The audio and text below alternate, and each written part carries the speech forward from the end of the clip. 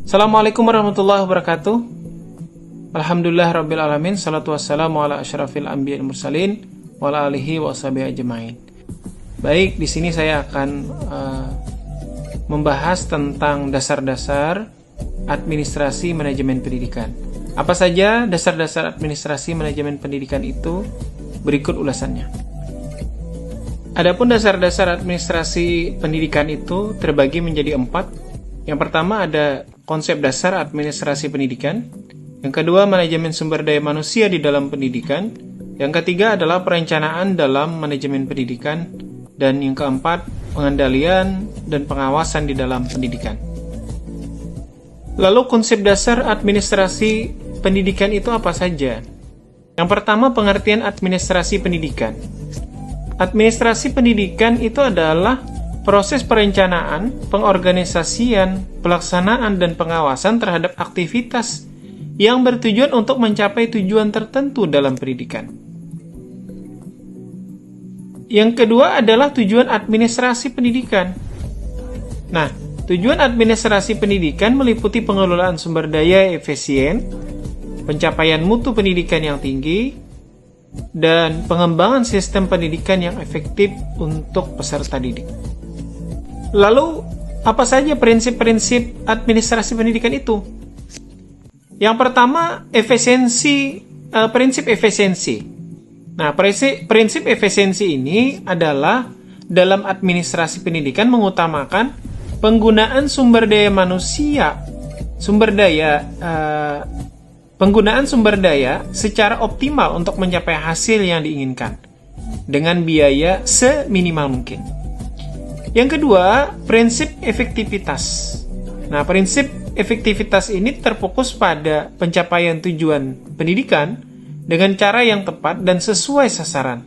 Nah, ini adalah memastikan bahwa pendidikan yang diberikan itu relevan dan bermanfaat.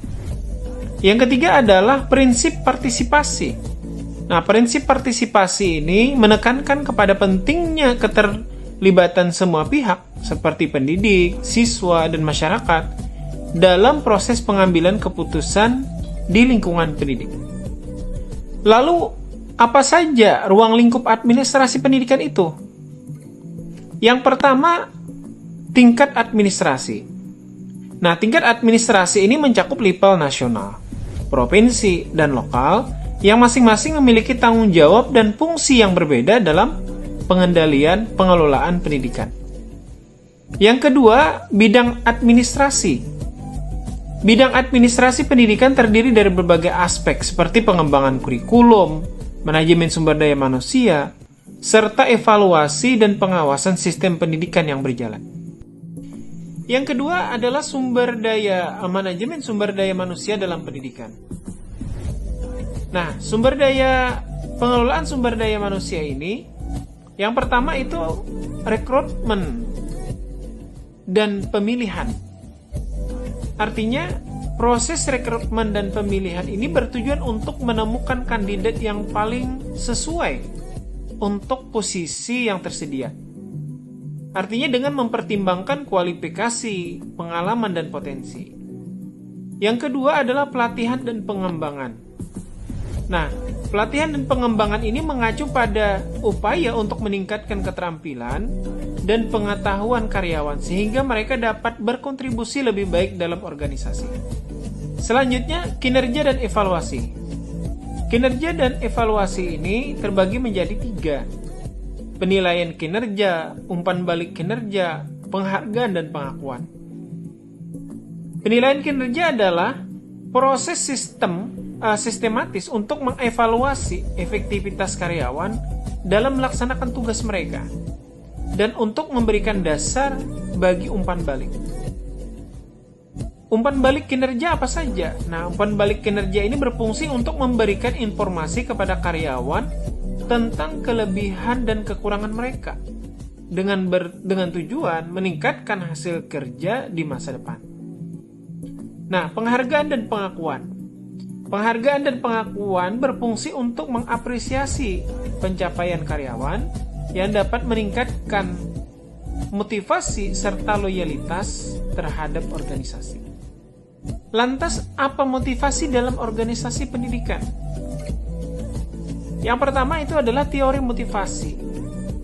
Teori motivasi artinya menjelaskan faktor-faktor yang mendorong individu untuk mencapai tujuan, termasuk kebutuhan, harapan, dan lingkungan kerja yang mempengaruhi semangat kerja.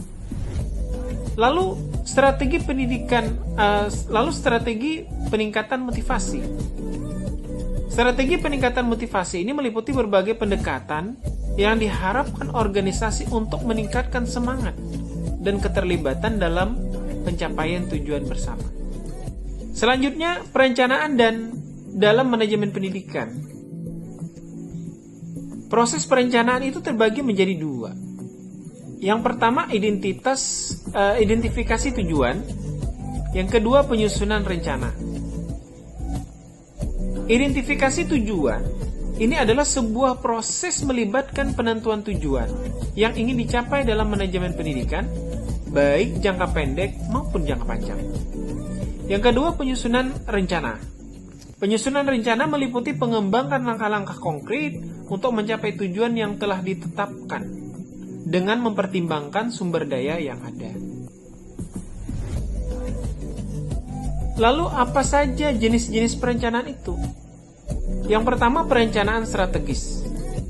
Perencanaan strategis berfokus pada penempatan arah jangka panjang organisasi pendidikan, menetapkan visi dan misi, dan tujuan yang ingin dicapai.